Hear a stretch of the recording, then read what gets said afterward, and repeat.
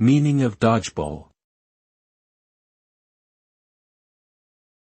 Dodgeball. Dodgeball.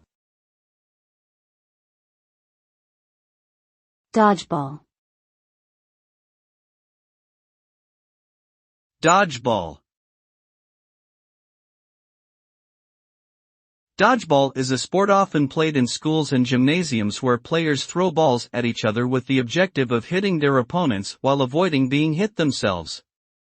The game involves two teams trying to eliminate members of the opposing team by hitting them with balls and catching thrown balls to get opponents out.